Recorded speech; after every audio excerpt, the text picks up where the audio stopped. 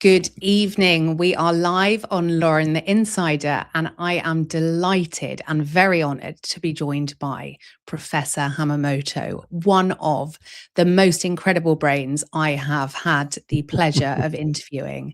Welcome, Professor. Thank you, Ms. Lundfarrow.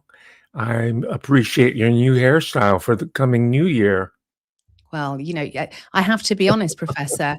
Today is Yes. the first time in a week I've put makeup on. I thought I have to make an effort seeing Professor. I have been in a haze of chocolate and loungewear for Christmas. Yes, and I know you have young children at home. I'm sure they're all excited about all the presents and all the festivities. So it's good to be engaging with you today in a professional capacity.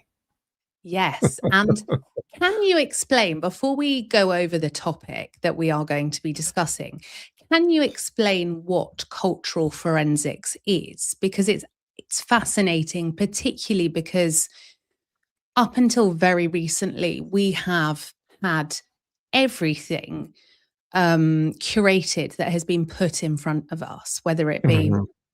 media or from government. We know a lot of podcasters are really just mouthpieces as well for bigger agendas.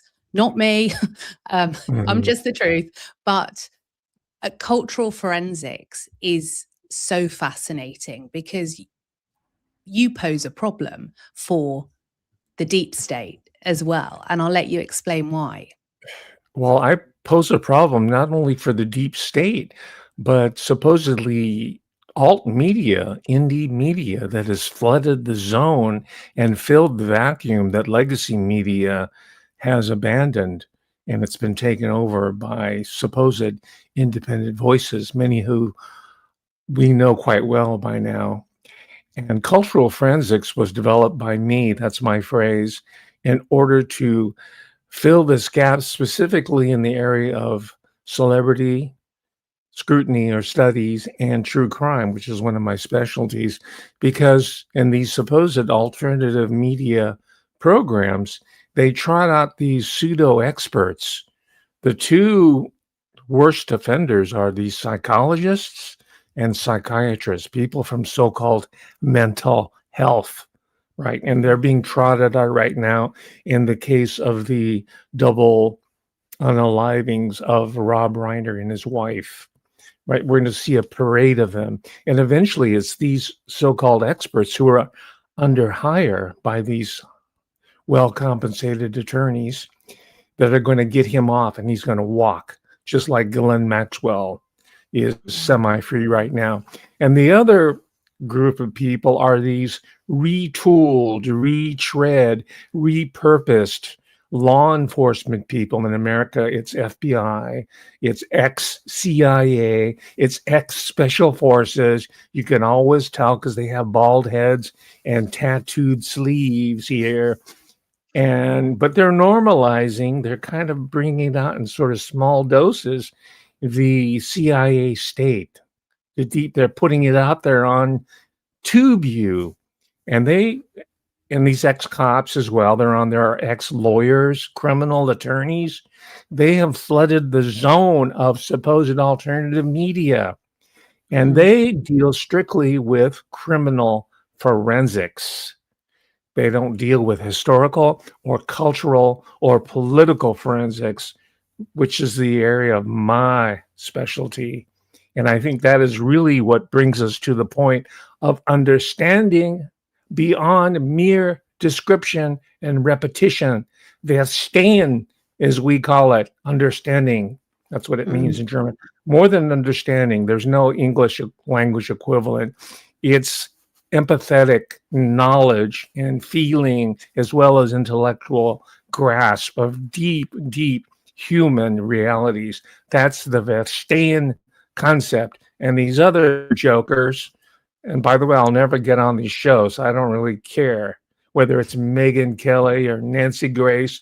I'm sure you have your equivalents on Channel 4 and on Auntie Beeve in Britain, right? These so-called experts that are brought out there. But that's what's going to take us to this deeper understanding of the politics that control our lives, and including that, which is the topic of today, the politics of celebrity, such Mm. as Project Love Meghan, or if you will, Ooh, Project, I call her Lady Marmalade. Now, this is a reference, a culture, again, cultural forensics. This is a I got reference. it. Oh, you got it. I Your got it. parents would know the song. Okay, you explain what I'm alluding to, because this is very high context type of understanding. That's what forensics is about, going deep into the culture. Yeah. You explain what's your knowledge of Lady Marmalade? I could be wrong, but I'm thinking of obviously a reenactment of what you're probably thinking. I'm thinking of the Christina Aguilera Lady Marmalade video that I'm trying to dance around the YouTube censors because sometimes the YouTube censors can be fun sponges. A lady of the night. Well, it goes back further historically. We'll get to that in a moment, but that is a good place to start for the viewers here. Ladies and gentlemen, you're going to be coming to some very, very deep insights. So please hang in there. But that's from, it's a routine out of the movie Moulin Rouge, right? And by the way, it's on YouTube if you want to check it out independently after the show. And it features, as you mentioned, the former Mouseketeer, Mickeymluse, which I grew up on, the first generation. And this is a transgenerational grooming operation, right? Mickey Mouse Club. That was Mm. Christina Aguilera. And the whole subtext of Lady Marmalade is about a woman of the night down in New Orleans, which historically in American culture is synonymous with compensated female companionship. See, I'm really good at using these Yeah. YouTube-friendly euphemisms. And I have the sheet music here. I download. I'll put it on my Patreon. It's a song written by a guy named Kenny Nolan. He's probably from New Orleans. By the way, New Orleans is also known for hoodoo and voodoo or voodoo and Yeah. witchcraft, which we'll talk about in a moment, because we have the English witchcraft tradition living in Montecito, California, which we'll get to in a moment. And it comes by way of a part of the country that is the center of the modern revival of witchcraft, Wicca in specific. And this is Sussex, right? And who are we going to be talking about today? The Duke and Duchess of Sussex. But anyway, let me just finish up with Lady. This is how cultural forensics works. It just goes on and on. Lady Marmalade was first released back in 1974. It was written by Kenny Nolan. He's part from Louisiana. He knows the culture. He knows the lingo. He knows the dialect. Louisiana, unlike British America, is more French. It operates under not British common law, but Code Napoleon, right? And French is their lingua franca. So there's a lot of Creole language, part English, part Spanish, part Indian, part French, of course. So there's one of the key lines in Lady Marmalade, the song, and marmalade's sweet, right? It's sugar, like brown sugar. Rolling Stones, don't they cite brown sugar? The Yeah. women in New Orleans.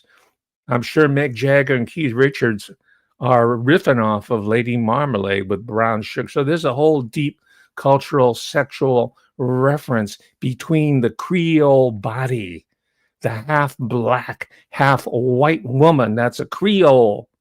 And who embodies the Creole aesthetic and sexuality? The temptress.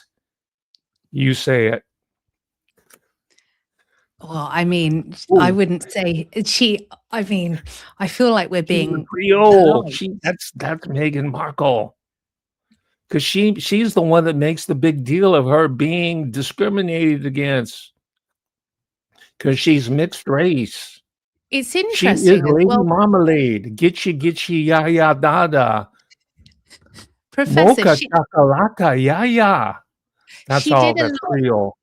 when Huh? we were in the start of, her being introduced to the press over here. Mhm. genuinely, and I was in the mainstream media, no one, it wasn't even a thing. Just like no one would say to me, "Oh, you've got wrinkles," is the first thing they'd see. I mean, maybe people would, maybe I'm deluded, but no one, her race was so irrelevant. And then it seemed like she was using it as a shield to kind of trap people in between a rock and a hard place so they couldn't criticize her because Right. everyone was, banded a racist or this or that. And genuinely, it was just that she wasn't a very nice person. Mhm. It would have been the same if she was green or pink. Well, I think you're right about that. She used it as a shield of criticism by her for her personal behavior. She suffers from a uniquely American affliction, and which is, hey, I'm the center of the universe. Wherever I Mm. go, I mean, it's the ugly American syndrome that we all are quite embarrassed about. And she couldn't restrain herself. So she had to play the race card in order to shield her from this type of criticism. And she learned from American Creole Misties, because most of them are not black, most of them are white, but they're taking black racial identity like her to get over in the political realm. And there's a Mm. ton of them in the United States who have been put up by the powers behind the throne to guilt trip the rest of America with their race baiting. Jasmine Crockett, Fannie Willis, all these characters who are now beginning to fall like black and white dominoes. So her little strategy, I'm talking about the Duchess, is going to fail ultimately. And we're going to help that process along today. How's that? Gitchy gitchy ya ya da da. Mocha chocolata ya ya. Yeah, you want some of that sweet thing. And the thing is that the British Prince Harry, went for that brown sugar. He went for it. That's something that it was not part of his upbringing, but he watched American movies and listened to the music. He probably saw Moulin Rouge. He wants some of that brown sugar. And that's, by the way, part of the racial, sexual politics of American culture and society. We see it with the Kardashians. We see it with the election of Barack Obama and Michelle Obama.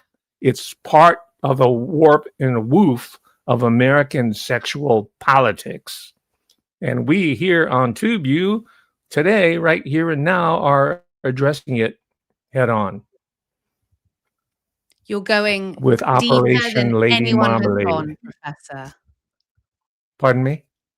You're going Oh, but deeper than anyone has gone. You are delivering the facts, stats, bigger picture, so people can then make up their own mind. and in keeping with the New Orleans voodoo lingo, I'm delivering the mojo, the hoodoo. This is all part of the lingo of the great British blues explosion of the 1960s. They were listening to all this music. They were listening to the blues as it migrated up from the Mississippi River to places like Chicago and Detroit. So it's become internationalized. And Meghan Markle's handlers, and these are probably high-level intel people. I'm talking about MI, CIA, and corporate intelligence people, naval intelligence. They've already scripted this out. They're looking at the cultural, so we're reverse engineering this. They're looking at the cultural forensics of race and what she can represent to the world public as a psychological operation. So the agenda, really, I'll go to the Before conclusion you go first. further, Professor, this is fascinating because a lot of my insiders have seen a video on a YouTuber's account, and that YouTuber is, I think, fantastic. But because they don't cite primary sources, I haven't re put information out, even though I think they've got some content which is phenomenal. Part of that content is they have spoken about the three-letter agency in the UK erasing certain things of Miss Markle online Mhm. prior to it being announced that her and Harry were together.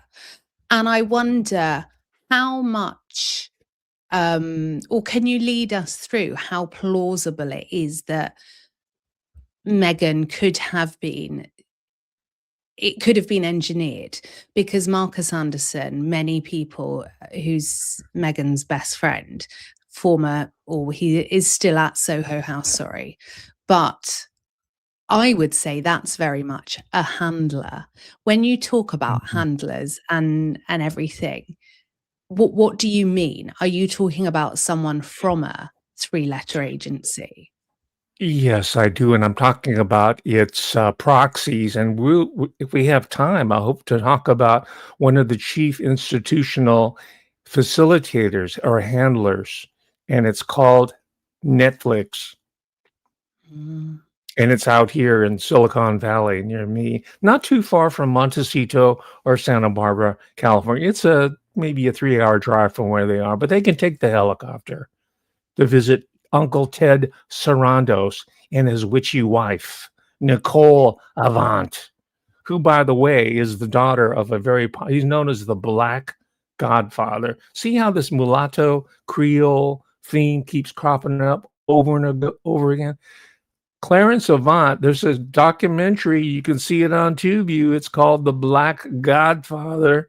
He is an associate that comes out of the Chicago mob. You know, Al Capone, Lou Wasserman, the Kosher Nostra, as well as the Sicilian mobsters who gravitated to LA to dominate and take over the entertainment business, along with the corporations, right? That's her father, Clarence Avant. And not long ago, a few years ago, his own wife was murdered in their Beverly Hills home. Okay, that is a strong signal. You better follow the agenda. We're going to marry you to this head, the co-CEO of Netflix, Ted Sarandos, Nicole Avant.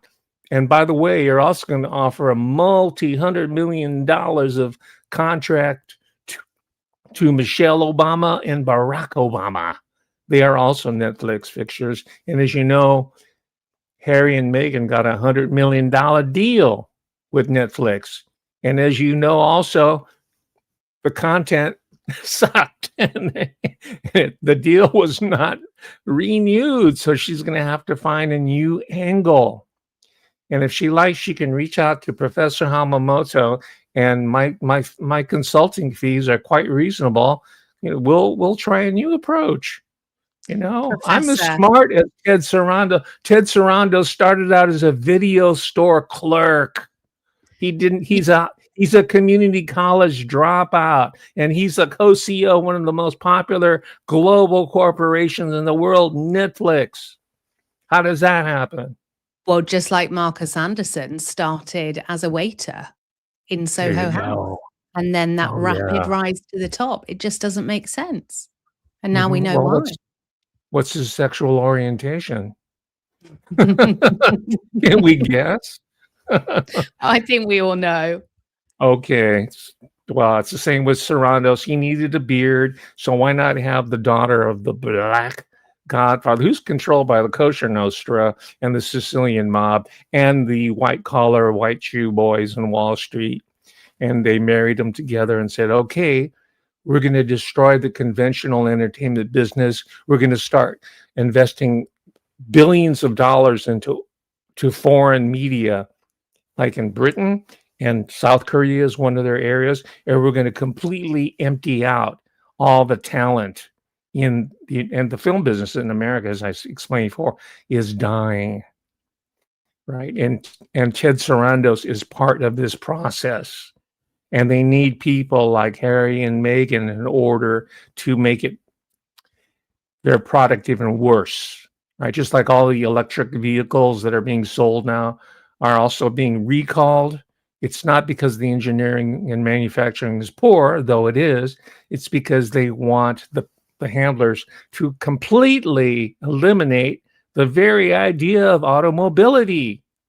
So you intentionally debase the product, whether it's a cultural product or a manufactured industrial item.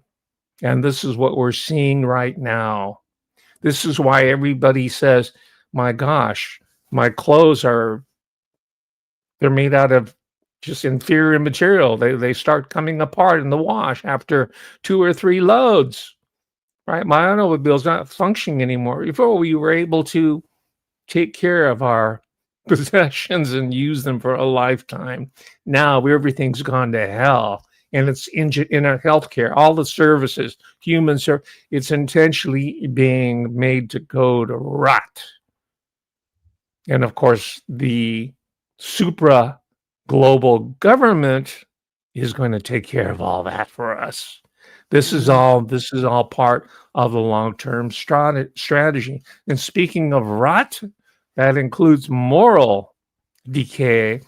And in looking over the news flashes today before I came on air with you today, there's a headline. This came out yesterday. The headline is Surrey. Again, here's another important. I knew that Surrey is important here in the story, the larger cultural forensic story. Surrey police to examine child / claim in Epstein papers.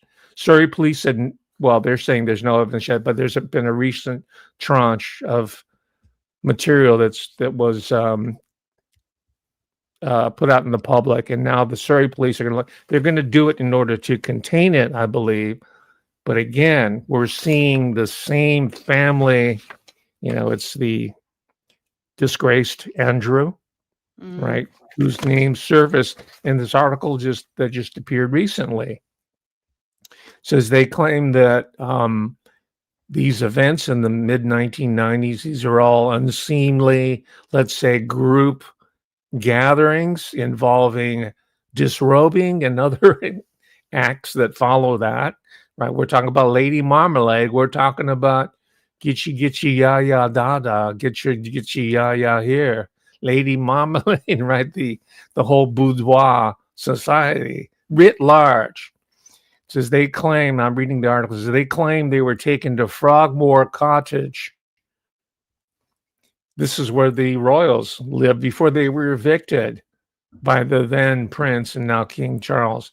It says where they were restrained on it. Well, I'm not going to read the description. I will post this article on X. I'll put the link. I have an X account so that we can provide the receipts, right? We want documentation. Okay, you got documentation.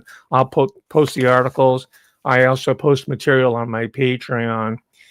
Because understandably so, people say this stuff is so fantastic. It's just so unbelievable. Where's your proof? And the burden of proof is on us, and I will assume that burden. I am a scholar by training. My whole deal is providing the receipts for my work. Unlike these other people who are my supposed colleagues. The bro shows.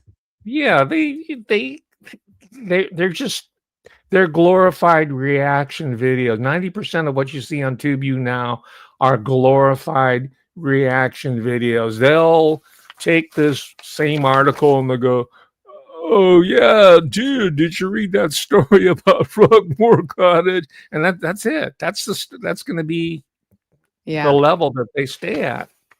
Professor, it's really interesting as well, because when that story on Andrew, just as a side note, when that story on Andrew dropped, obviously it's not proven at the moment, and these are allegations that were in the Epstein file drop, which is particularly interesting. They made that drop just before Christmas because people are not, had it been January, people would have dedicated time to it.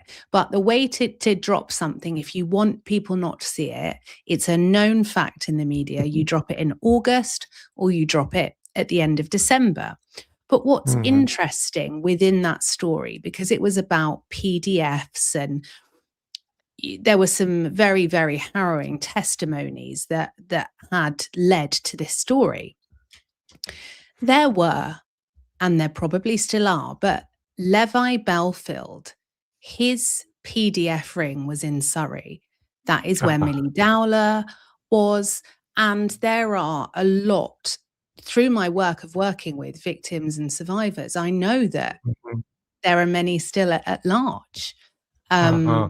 So it's interesting, but obviously what I find so fascinating is you connect the dots in a Mhm. factual and forensic way. And this is still, our brains haven't been used to this for so long because No. we've, whether we think we've not engaged with mainstream media or not, unless you're completely cut off from it, you do still absorb some. So your work is critical and very important. Well, thank you very much. Now let's go back a little bit. I wanted to ask you because you live in Britain, in England. What is it about Surrey as a region, as a part of England in specific, that lends itself to this type of activity that you just alluded to? Surrey, England. People I know that live in Surrey are affluent, and this obviously could just be my perception. So anyone watching, drop into the chat if you have other experience of Surrey. But Mhm. it, there seems to be a lot of houses that are isolated there. It's hilly. Mm. Sorry. It's hilly. There's lots of countryside. But like I say, I haven't explored a lot of Surrey. It's easy to get in and out of London, but that's Mhm. about the extent I know of it. And are there a lot of, celebrities and political figures that have second homes there outside of Pot- London? Potentially, yeah. And it faces the ocean, the English Channel. I mean, like places like Brighton. Yeah. It's a resort type area. Yeah. Okay, it sounds like you've just described Montecito overlooking the Pacific Ocean. It's very similar. Very similar. Yeah. Yes, the clientele and the social stratum that goes to these places.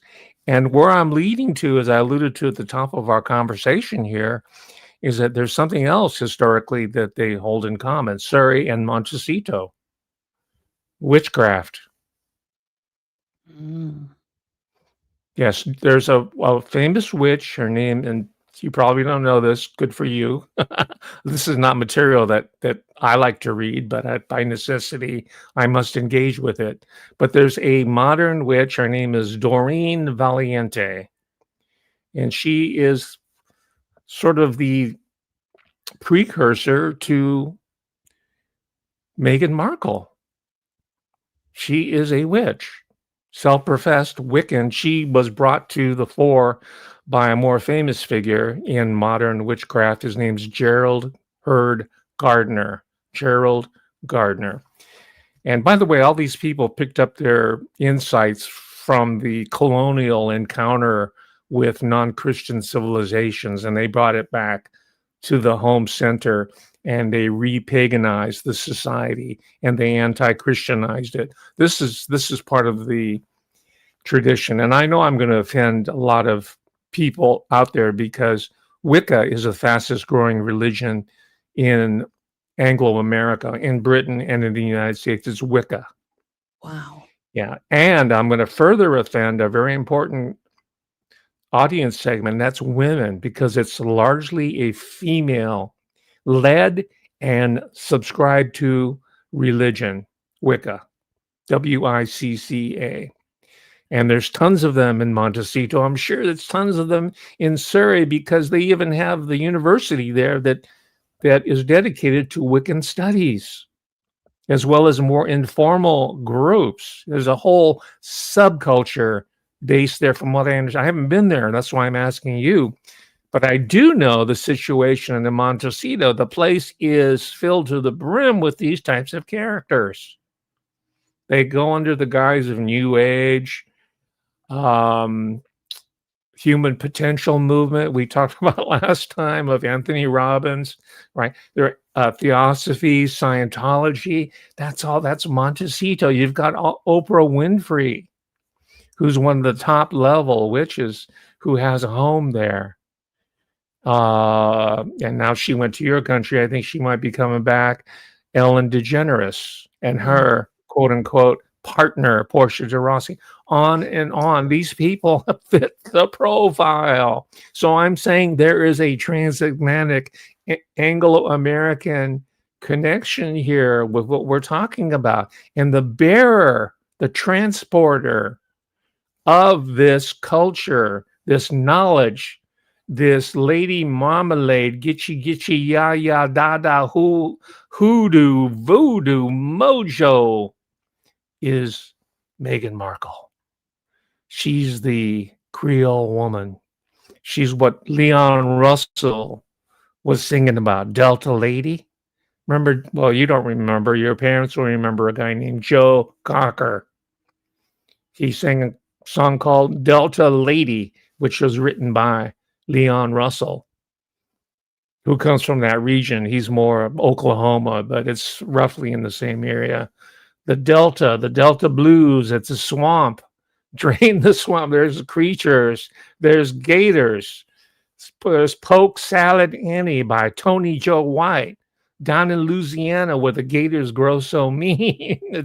There's a whole lore. It's part. You heard about what, Crossfire Hurricane? That whole psychological political operation that was played on the Barama administration, right? This is the CIA operation, Crossfire Hurricane. That comes right out of the Rolling Stones. The Rolling Stones knew about brown sugar. They had a whole live album. It's a good one, by the way. It's called Get Your Yayas Out. Your parents would know this album. They probably listened to it incessantly. Get your yayas out. That's Creole language. Get your It's jolly. making me think that the music Meghan uses in her show for Netflix, when I watched that show, I was, instead of actually focusing on how awful her cooking was, my brain went to work mode and I thought, this is crazy. The amount they're spending on licensing for this music is above and beyond anything I've seen, because normally the music licensing is incredibly strict and you wouldn't spend that much budget on it. But the entire show is almost, there's background music to it, and it's all that kind of, off the top of my head, that era as well. It's, and you can see that it's been micromanaged and curated to be that by her. You picked up on that. See, I missed that because I'm not a follower of that show. I have not seen a single episode. I mean, on Netflix. I don't subscribe to Netflix anymore. I used to before they went to exclusively streaming. I used to get the DVDs in the mail. Right, that was their model. They pioneered that. Little did we know that they were entraining us to a entirely new model of entertainment. And Meghan Markle sat down with the Netflix behavioral scientists down in Los Gatos, this is Silicon Valley, and they said, we're going to put these song cues in Love Meghan. Little did they know that a few seasons later, Ms. Lund-Farrow would say, this is what's going on. And the penny has dropped. I know what they were trying to do. There were all these song cues. These were triggers, behavioral triggers at a subconscious level, subliminal seduction. Yes, indeed. Now I'm going to have to go and listen carefully. Quickly, see, this is so how you don't cultural give them the forensics hits. works. Pardon me? You'll have to watch it quickly so you don't give her the hits. But it's not in the top 300. She's Right. she's far away from there. Professor, do you think that the royal family thought, okay, we are seen as archaic, we are not as in touch with modern times, we need someone like Meghan, and that things were orchestrated by several sides? Because obviously it's a fact. We know Meghan was hanging around Soho House, and there are numerous people that can vouch for that, and that she was very good at tipping off paps and being in the right place at the right time. Now, there are lots of rumors regarding Epstein and Andrew, and I'm asking these questions because do you know what really pisses me off? Okay, is that my subscribers are intelligent people, and these are the questions they want to know. But the mainstream media is so controlled that people who want to know what's going on, they don't get to find out, because very rarely do people actually ask the questions that people want to know. Mhm.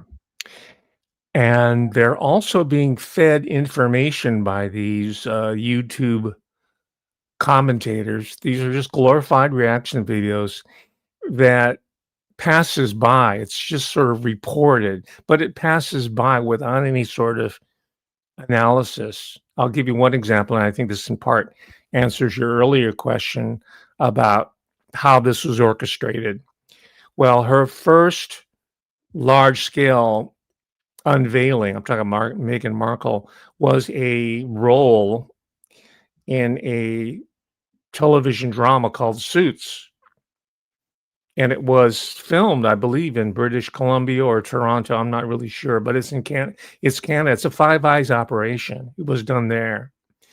And those types of shows are catalogs, let's put it that way, for people, let's say a British Prince Harry, or it could be Prince, like the guy from Minnesota, right? Because he used to look at Victoria's Secret catalogs, the company owned by Leslie Wexner, Yeah. the pass through.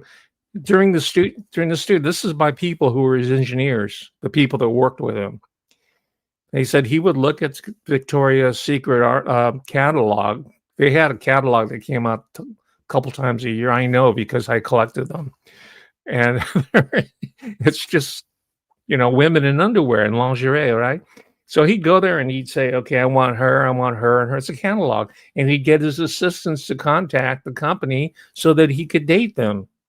Well, these shows perform the same catalog function, so that somebody who's looking for a plaything, or they want them to go on a cruise with them on a yacht. All right, There we go, you know Professor. what I'm hinting at. I don't need to go any further than that. They'll say, I don't "Oh need yeah, to I say saw you've this done really it. hot chick on yachts. I want her." And they pick up the phone. They call creative artists agency, or in the case of models, they'll call Eileen Ford or Jean-Luc Brunel, whoever. So yeah, I want number 3 or whatever. Send her on over. See, it's going on right in front of us. And the thing is that it's a self-licking ice cream cone, because that whole pimping out process is paid for by YouTube, Netflix subscriptions, or by the commodities we buy, the newspapers, the Cosmopolitan magazine, the Woman Wears Daily, all the publications that were administered over by that British psychological operative intelligence agency by the name of Anna Wintour, who was the head of Condé Nast Publications. And her old man was the same way, William Wintour. He was the one that said, okay, we're going to send you to America, and your beat's going to be fashion and cultural engineering.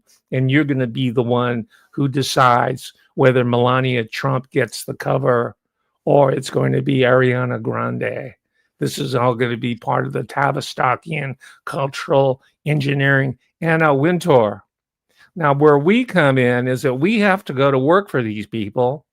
And I think you were working in like you know what a PA is, right? Personal assistant. They're very, very important sources for this type of information that we need, right? So it was a PA to Anna Wintour who wrote The Devil Wears Prada. And Anna Wintour was hated enough in New York City and amongst the publishing circles that say, "Yeah, let's run this book. Let's do it." It became a bestseller, and then it became a movie Yeah. starring Meryl Streep, and It's an that amazing was the movie. beginning, the end. Pardon me? It's an amazing So movie. it's amazing. So my methodology here is stay close to the insiders, the PAs, right? Because not, they're all bound to secrecy because they have to sign a NDA, non-disclosure agreement. But most of the juicy information I get are from people who worked in this capacity. They were working in studios and film. This is Los Angeles, in recording studios, and they have these chance encounters with it. They're really close to the information at the ground level. And by the way, that's how there's a paper in the U.S. It's still around.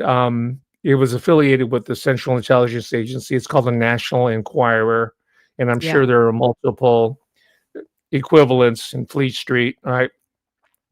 They used to just go to the studios or whatever, the clubs, the restaurants, the bars, and pay people. Say, okay, what's the information here? Who came? Who's coming to the club? Who's coming to the restaurant? Who made a reservation? And they'll be there. I mean, it's interesting as well, Professor, because if you look at the business model of the National Enquirer, we had it in the UK with the News of the World, and then the News of the World folded. But actually, Mhm. you then just get the Daily Mail online now. And then in the US, you have TMZ, which is owned by Murdoch. News of the Yes. World used to be owned by Murdoch.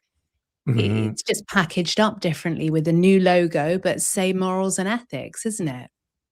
Right, and in the case of Harvey Levin's TMZ, it's given sort of an indie look, right? Mm. They're always dressed in jeans and polo shirts and just kind of standing around.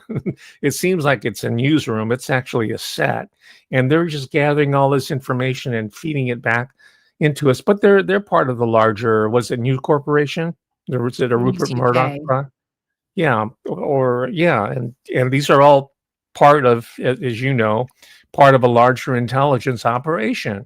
That's why I call this Operation Love Megan or Operation Lady Marmalade, because the end game here is to help strengthen. You alluded to this just a while ago, to strengthen the special relationship between Britain and the United States, right? The Anglo-American alliance, right? And it's done quite literally through the marriage of these two bloodlines. And by the way, Meghan Markle is a descendant of Edward III, from what I have read. She is part of the bloodline that's returning to it, because the whole lines have these cadet lines who are non-royalty. Many of them are bastards, right? And they find a place for them, a position within the larger operation. But she is part of the bloodline. It's a return. In fact, it's a fusion between the Battenberg and the earlier. I guess he was a Frankish king. I'm not really sure. But when you talk about she's part of the bloodline, Mhm. isn't it possible that we could all be Hmm. descendants of, how closely linked are you saying? Well, there was a lot of genetic drift because you had a lot of the slave owners who were intermarrying with the descendants of African people. We've been talking about creolization, right? In this talk, the combining of the races, which she makes a big deal out of, right? Even in America, it's not a big deal except for the people who are keep pounding away at it, right? So they maintain it over generations. I'm pretty sure she was told, part of her family oral tradition said, "Well, do you know that you're descended from British royalty?" I think it comes down there because a lot of people do have these sort of distant memories of illustrious ancestors. Another one is Gwyneth Paltrow, who, by the way, is she's a Montecito resident, not surprisingly, and she's also part of an occult subculture. In her case, it's Sabbatean Frankist subculture. She talks about her genealogy. She supposedly was oblivious to this, and it was only confirmed with this genetic testing that was being marketed aggressively. Well, even today, but previously. And she But found who was out that owned the 23andMe? Is that the genetic testing you're talking about? exactly. So you know who's behind that, right? Okay. So it turns out, and she, Gwyneth Paltrow looks like it's her search for her roots, but it turns out that from both sides, the maternal and paternal, she comes from a long line of rabbis.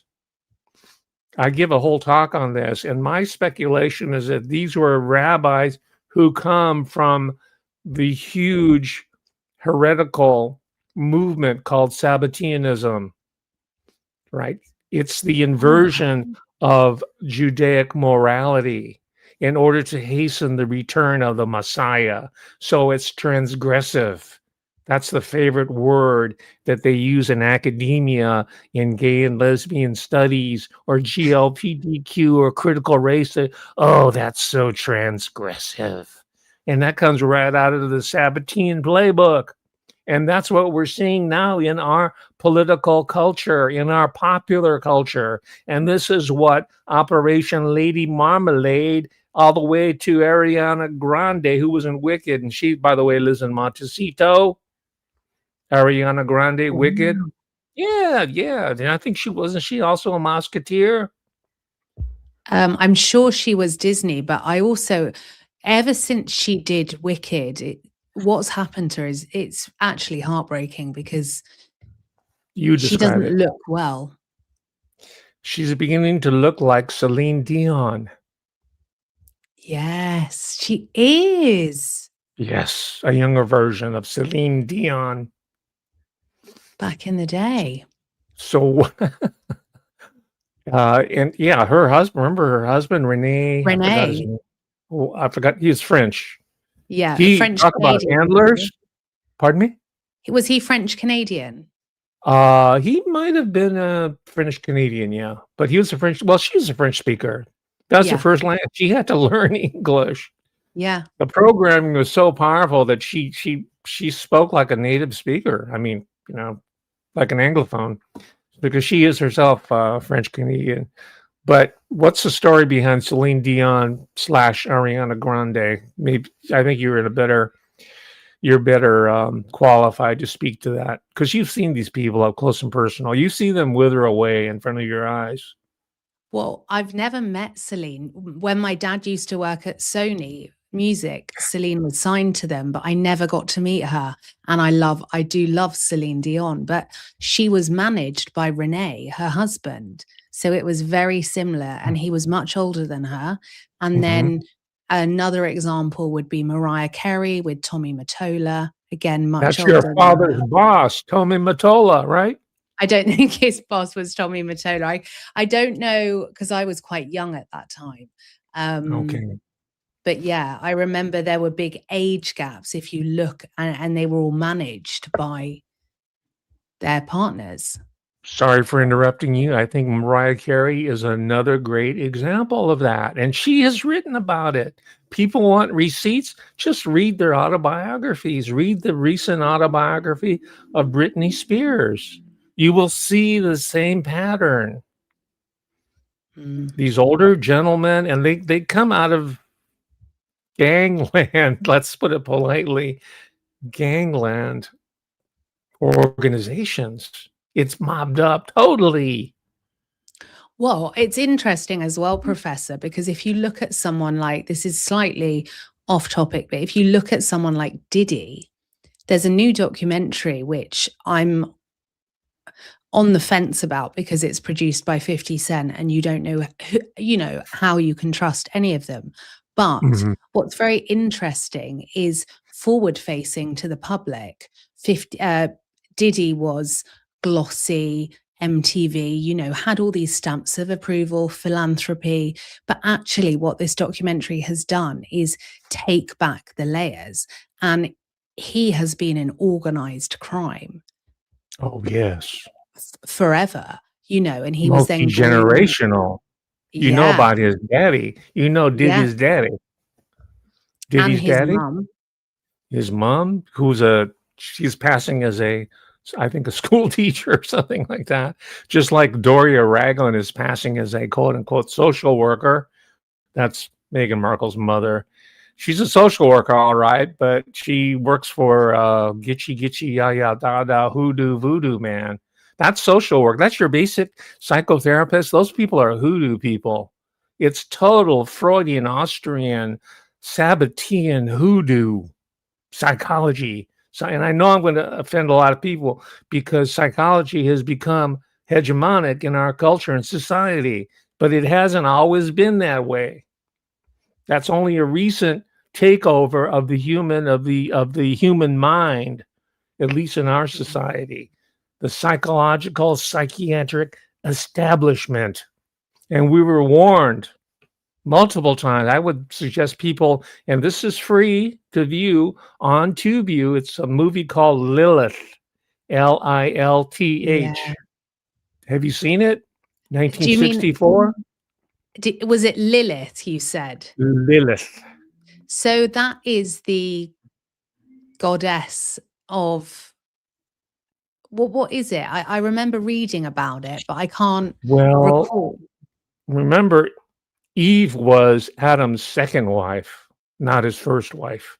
His first, he asked for a refund. He returned her to God because she was disobedient to him. Her name was Lilith. Yes. Yeah, and guess Very strong woman. very strong and disobedient to God, not just to Adam, but to God. So they brought you brought forth, as you know from the Bible, Eve, whether you believe it or not, but that's the storyline. And Lilith, by the way, is also one of the strong goddess figures for of Wicca, of Sussex, of Montecito. And I'm sure Meghan Markle worships Lilith. She probably has an altar dedicated to Lilith. So watch the movie 1964. It stars Warren Beatty. My I'm gonna make gosh. a note of that. It's free too. Ladies and gentlemen, as much as I make fun of and hate on TubeView, there's some material there that's free to view since you're there anyway. Lilith, Warren Beatty, also Peter Fonda is in it from the great Fonda acting family. Henry Fonda, Jane Fonda, Peter Fonda, who later went on to make with Dennis Hopper, Easy Rider. He was part of the new youth revolution in cinema, right? The Easy Rider revolution, which was kind of brought forth by Roger Corman, the low budget guy who was also making ugly films. I'm not going to go any further than that. Overseas, featuring underage people. Okay, that's according to my original research. That's what all these horror slasher women in bamboo cage movies were about in the 60s. That's Roger Corman. He's hailed as some genius who never lost a penny in all his movies. And he discovered Joe Dante and Martin Scorsese, all these famous directors. Now that's Roger Corman. See how far it goes back? And anyway, I'll I'll I'll end at this point because it keeps going. So, well, one thing I wanted to just raise as well, Professor, is Mhm. it's interesting that two things. First of all, Meghan Markle got baptized before the wedding to Oh, I didn't know Harry. that. Yeah. And also, I remember reading about, what we were presented with in the press of her background. And it was like, this on paper, you thought this is literally Harry's perfect woman. It was the charity work, it was just tick, tick, tick, tick, tick. And it's interesting what you're saying, because you've told me things before that at the time I've thought this is absolutely wild. And then we Oh, just spoke off camera before, and something regarding Charlie Kirk, Candice, that you had told me makes a lot more sense now. And I find it so fascinating hearing the back history of all of these things, because it's information we are not presented with. It's brand new. Mhm. Yeah. And I will say that some of this is speculative, and some of it is I'm doing what's called hypothesis testing. I'm throwing it out there and hoping to gather more information through dialogue. Our conversation already has borne a great deal of fruit for me to investigate further. I will look at the music, the subliminal music of Love Meghan now on Netflix, and I will look into her baptismal. I don't know where it was. Was it in the some sort of druid charm circle, or was it in Westminster Cathedral? I want to find out about this type of Yeah. information because they all fill out the story. And Mm. this is a story. It is a narrative. It is a script. Just as much as I brought his name up many times before, just like Ian Fleming books are scripted in cooperation with MI, right? Yeah. Talking about the new Anglo-American post-war power axis aligned against Dr. No or the Soviets, right? And also moving the British wealth because it's been, a lot of it was lost during World War II and World War One, moving it to the Caribbean, which is where Ian Fleming went. Right. So we're seeing these physical relocations. Ian Fleming in the earlier decades ago, as a prologue to the relocation of Harry to California, Montecito, for this, all for the sake of the Anglo-American alliance. Now, part of the strategy, and this is where it becomes more speculative, and this is where I'm going further than what you'll see on so-called independent media. My hypothesis is that Meghan Markle is being set up as a sacrificial lamb for the furtherance or the cementing of this special relationship that Winston Churchill alluded to. And he himself is a product of the Anglo-American intermarriage, Churchill. Um, so she's being built up. I'm talking about Meghan Markle is being built up just as Charlie Kirk was being built up before he was given the ultimate rug pull, right? And I'm not going to go any further than that to let people use their imaginations. And she's enough of a celebrity chaser and a fame whore to go for the programs. And she's self-deluded enough to think that she has the talent that's going to take her to the top. But the people who are scripting this, they're saying, oh my gosh, she's going for it. It's going to be so easy when they pull the rug. So I think she needs to listen to this show. She needs to pull back from it and live a It is. quiet life of gentility. The thing is, Professor, when they were leaving the royal family and it was all about Mhm, privacy and mental health, at that point, I thought, you know what? Good luck to you. I had admiration for people that felt that they had to put their mental health first. But mhm, since then, at every point, it infuriates me how they hate the mainstream media, but then want to monetize it and capitalize on it. They were mhm. able to live, they had the world at their feet. They could have lived a lovely, quiet life, but it was their ego. And they are so fame hungry and they're pathological liars. They Mhm. cannot tell the truth. And they try and take the public for fools. And there's a real entitlement and arrogance about them.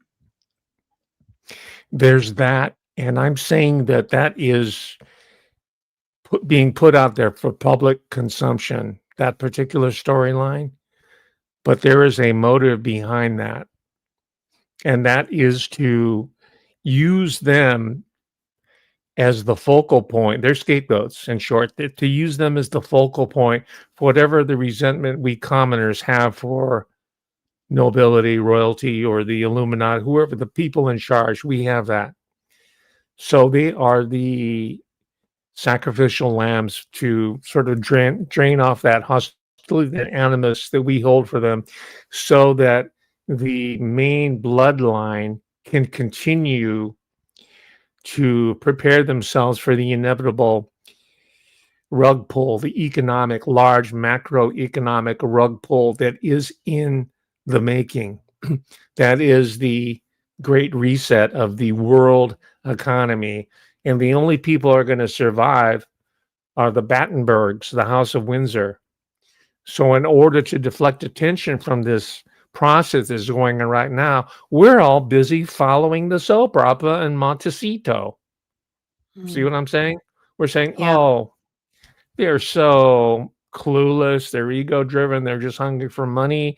It's so beneath them to be out there prostituting themselves before these media makers where they could have been royalty. Well, they're falling on their swords deliberately for the greater good of the bloodline. Who's going to try to come out of the great reset bigger and stronger and better than before? And that requires the sacrifice of certain arms of the house, and that's them. And they're going It's to do it. interesting, Professor, because there's a Mhm. YouTube account, and if you guys aren't following, the YouTube account's called The Royal Grift, and The Royal Grift does phenomenal work and has for a long time said that Harry and Meghan are, and I'm paraphrasing here, so please watch The Royal Grift, but part of the globalist plan. And I've long said that everything they're doing is absolutely, Charles has orchestrated a lot of it, because I look at how the media behave, and much like your forensics with the areas you cover, I do that with the media, and it's come from the very top. And so this is very interesting, because Harry and Meghan's actions, which are disgraceful, they very much align with a Labour government and a globalist agenda. Mhm. Well, I'm sure, I mean, they won't say this publicly, but I'm sure they're aligned behind, Keir Starmer, the whole agenda. And let's talk about media products and fabrications over the last decade, or actually maybe 2 decades by now. Well, really, since the beginning of Hollywood films, they've always had been pro-British propaganda, but in earnest, when, especially after the death of Diana Spencer, the unaliving, let's call it, there was a crisis of legitimacy. A lot of people were seriously talking, what about a monarchy? Why are we supporting this system entirely? So there were a succession of films, and this is where organizations, semi-quasi academic organizations like the British Film Institute come into play, the BFI, and they started bringing movies out like The Queen, 1998, or Elizabeth, 1998, starring Kate Blanchett, right? Of course, that made her career. The Golden Age, 2007. King's Speech, 2010, because Elizabeth's father had a speech impediment. It's a really good film, It's an but amazing film. it's pro-royalist, right? King's Speech, 2010. The Crown, it was a whole series, 2016 to 23. And then this book comes out in 2023, Spare, right? So we see that this is all an attempt to legitimize or re-legitimize the flagging support of the monarchy. And I don't think they are really comfortable that they're out of the woods yet.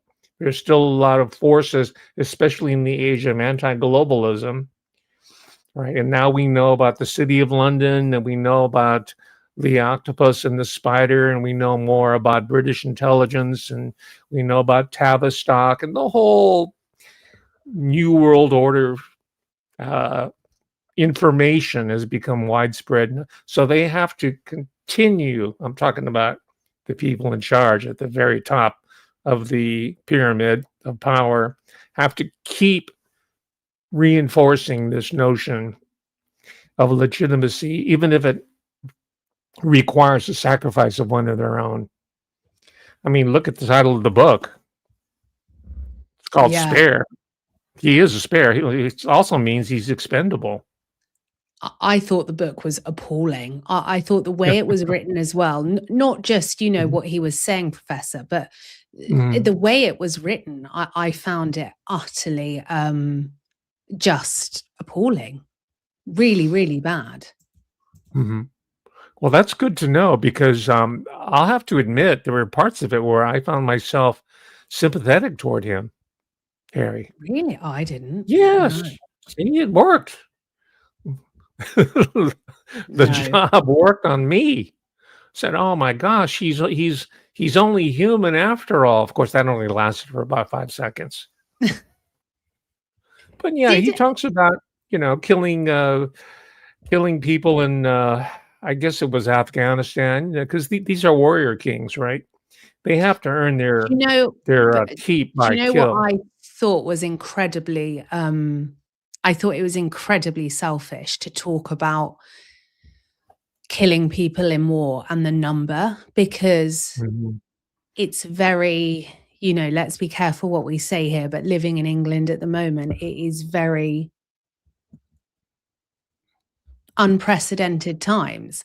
mhm, And that kind of, you've got someone still on the royal website that is telling you how many they have unalived.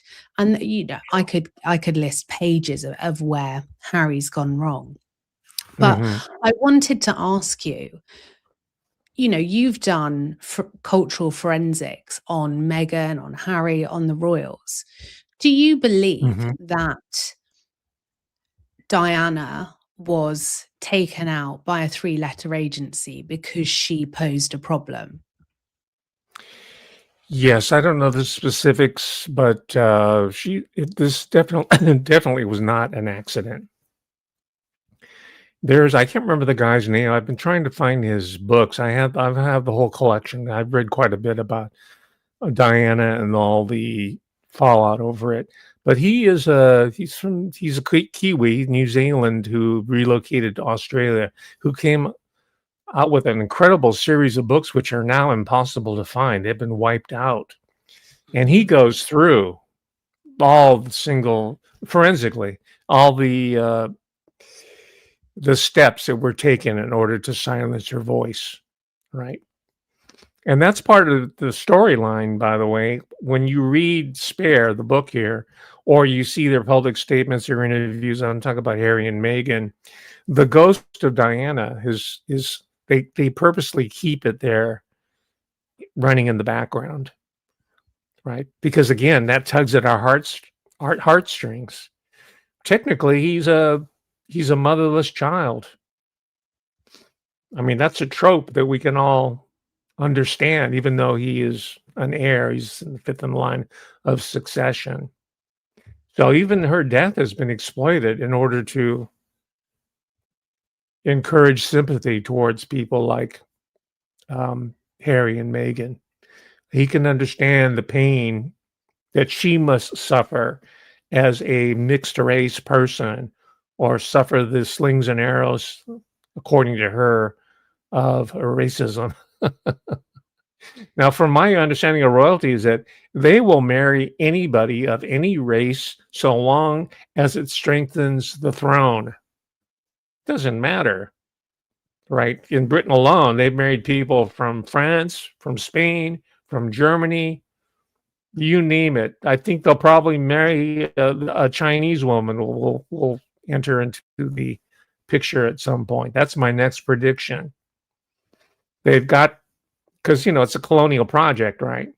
Britain owned a great deal of what is Asia. That's why I keep talking about yellow people. And by the way, speaking of yellow people, that was Jeffrey Epstein's specialty, as it turns out. Because there's a new set of interviews by a woman named Rena O, who's a yellow woman Korean American, who was one of the people that was exploited by Epstein. And she said on camera, this is the receipts, you can find the interview on TubeView, that Epstein had his number one preference was little Asian children. Oh And he my would go to Thailand. Yes, yellows.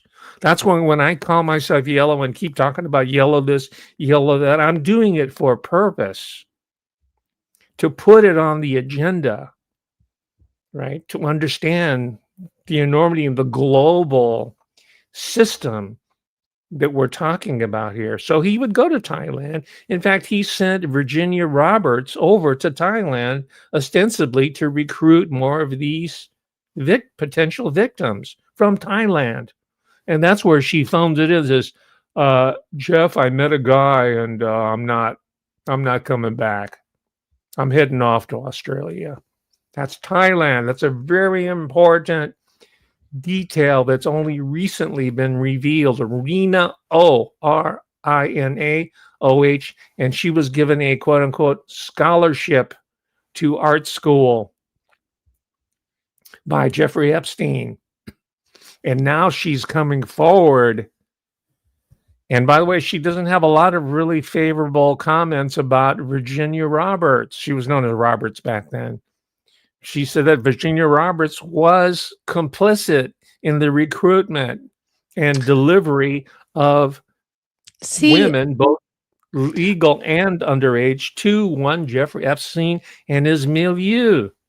But so Virginia the story's not had, she had, see, I always feel very defensive of people like Virginia because I feel that they were targeted by Jeffrey and Ghislaine because they were very vulnerable children or young women, depending on when some of them were recruited. And they were brainwashed. And so, our brains don't finish developing until we're 25. These are incredibly young people. And it was a pyramid scheme as such. And Virginia did speak about recruiting other girls, as did many other girls, because actually they were scared not to.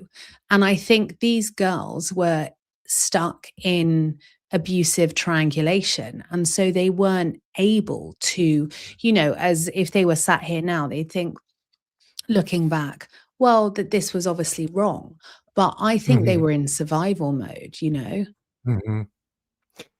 Well, I would encourage people to look at the interview by Rina O and understand her relationship to Virginia Roberts from her perspective. The story is quite different. I'll check this out for sure. She puts herself in the position, and she has to do that as a potential litigant for a lawsuit because she was being accused herself of being a procurer for Jeffrey Epstein. I'm talking about Rina O. So she has to come forward and telling the public as well as the courts that she was not a facilitator, not a procurer, but a victim. That's why she's coming forward to tell the more complete story. So I think this helps, her testimony helps fill out the story of Virginia Roberts. I read the book and I listened to the audiobook. I listened to all the follow-up. I'm talking about the Roberts book, the Giuffre book. And I do remember her alluding to the fact that she was complicit. But Rina O takes it further than that, right? Now, part of my function, I believe, as a pedagogue, and you alluded to this early in our conversation, that to provide the receipts, the proof, because we have these bros right on YouTube who just talk out of their what, stating this, that, and the other, or they're repeating articles that they read. So I would recommend this particular book. Oh, you can't say the word. Don't say the word because they strike. I'm holding it up. Hopefully there's not a bot that will see it and take it up. I'm holding it up, and it's by this person here. Find the book. It's a short book, but it again goes through a lot of, there's a whole chapter 5. It talks about Jeffrey Epstein and DynCorp, which is an American black corporation that has a direct connection to intelligence. It's very deep. So this information is there. Mm. My purpose is to say, okay, it's up to you, audience, to fill in this information. You're not going to get it from Joe Rogan. You're not going to get it from Megyn Kelly. Megyn Kelly is part of the psychological operation Love Megyn. And she's doing it under the guise of making fun of her or mocking her. Because in preparing for our conversation here, I looked at all this. There's nothing on YouTube favorable about Meghan Markle. It's nothing but trashing her on YouTube. So I'm saying, oh, I get it. It's an operation. It's what did Orwell call it? The 30-second hate in 1984. I don't know. I got the book for Christmas, though. Okay, well, there's an exercise where everybody's gathered around and they flash an image of someone. It could be a leader from Stalinist Russia or Mao Zedong or Frank, hairy ass Truman. It could be Winston. They flash his image out there. It could be Meghan Markle. And then they have a 30-second hate. And Orwell, as you know, had a connection with anti-Beeb. He was a propagandist. He knew what the strings that could be pulled. And he said, I'm going to make fiction out of it. And people say, oh, this is really interesting. It'll never happen here, but it's interesting nonetheless. It's the 30-second or 1 minute or 5-minute hate.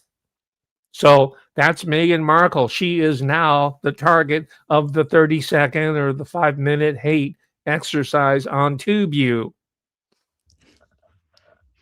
Well, there's a lot of hate out there for Meghan. I don't know if I believe she is going to kind of come to her end. I think she lives in a different universe whereby she doesn't have guilt, or she never really understands when she's done something wrong.